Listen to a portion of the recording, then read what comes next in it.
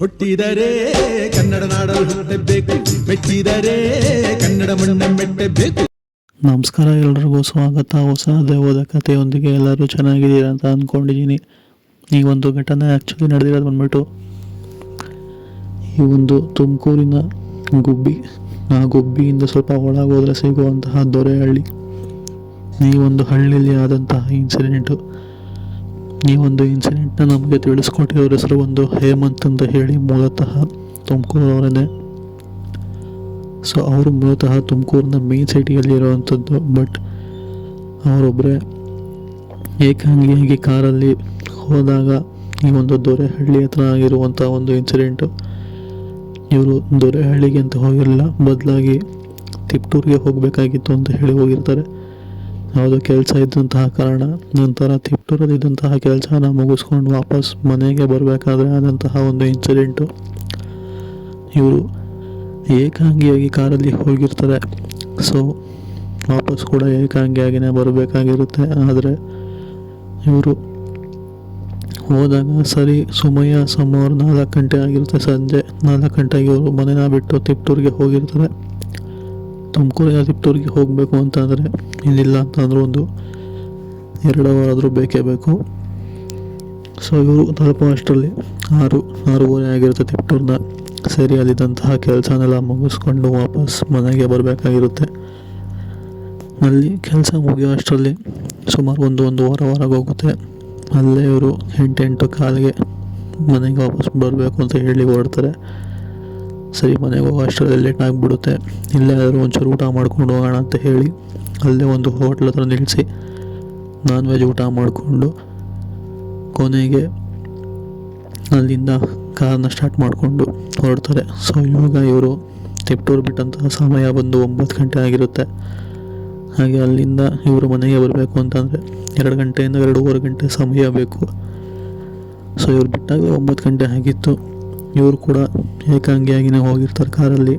ಸರಿ ಅಂತ ಹೇಳಿ ಅಲ್ಲಿಂದ ಓಡಿಸ್ಕೊಂಡು ಬರ್ತಾ ಇರಬೇಕಾದ್ರೆ ಈ ಒಂದು ಗುಬ್ಬಿ ಅಂದರೆ ಆಲ್ಮೋಸ್ಟ್ ತುಮಕೂರು ರೀಚ್ ಆಗಿದ್ದಾರೆ ಅಂತಲೇ ಅರ್ಥ ಮೇನ್ ಸಿಟಿಗೆ. ಬಟ್ ಅಲ್ಲಿಂದ ಒಂದು 30-40 ಕಿಲೋಮೀಟ್ರ್ ಹಿಂದೆಯೇ ಈ ಒಂದು ಗುಬ್ಬಿ ಅಂತ ಸಿಗೋವಂಥದ್ದು.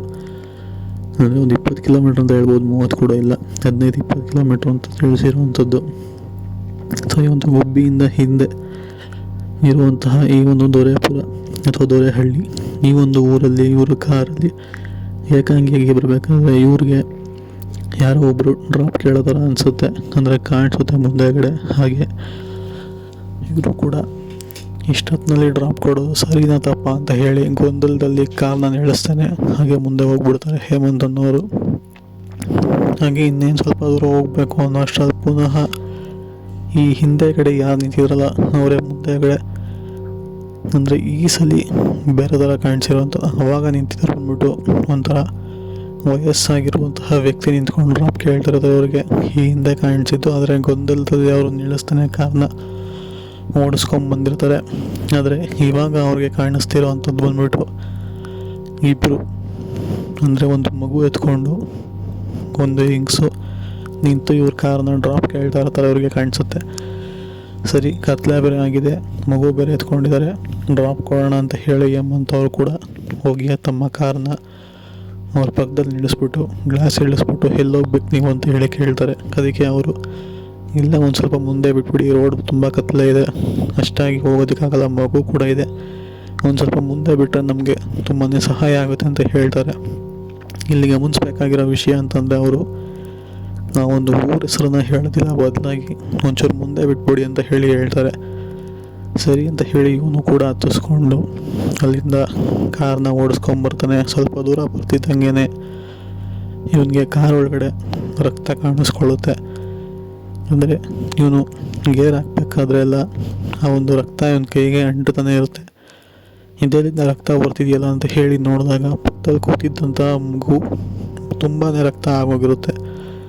ಅದಕ್ಕೆ ಅವ್ನು ಕೇಳೋವಂಥದ್ದು, ನೀವೆಲ್ಲಾದರೂ ಒಪ್ಪಿದ್ದೀರಾ, ಮಗು ಯಾಕೆ ಇಷ್ಟೊಂದು ರಕ್ತ ಸುರಿಯಿಲ್ಲ ಅಂತ ಹೇಳಿ ಕೇಳ್ತಾನೆ. ಅದಕ್ಕೆ ಅವರು ನಿಮ್ಮ ಪಾಡು ನೀವು ಗಾಡಿ ಓಡಿಸಿ ಅಂತ 2 ಧ್ವನಿಯಲ್ಲಿ ಮಾತಾಡ್ತಾರೆ. ಅಂದರೆ ಒಂದು ಧ್ವನಿಯಲ್ಲ, 2 ಧ್ವನಿಯಲ್ಲಿ ಮಾತಾಡ್ತಾರೆ. ಇದನ್ನು ಕೇಳಿದಂಥ ಅವನಿಗೆ ಸ್ವಲ್ಪ ವಿಚಿತ್ರ ಅನಿಸುತ್ತೆ. ಹೀಗೆ ಒಂದು ಸ್ವಲ್ಪ ದೂರ ಬಂದಮೇಲೆ ಗಾಡಿ ನಿಲ್ಲಿಸಿ ನಮ್ಮ ಮನೆ ಬಂತು ಅಂತ ಹೇಳಿ ಆ ಒಂದು ಹೆಂಗಸು ತಿಳಿಸ್ತಾರೆ. ಇಲ್ಲಿ ಯಾವುದು ಮನೆ ಇಲ್ವಲ್ಲ, ಇಲ್ಲಿ ಬರೀ ಮಶಾಣ ಇದೆ ಅಂತ ಹೇಳಿದಾಗ ಇದೇ ನನ್ನ ಮನೆ ಅಂತ ಹೇಳಿ ಅಲ್ಲಿಂದ ಒಂದು ಮಶಾಣದ ಒಳಗಡೆ ನಡ್ಕೊಂಡು ಹೋಗೋದನ್ನ ಇವನು ನೋಡ್ತಾನೆ.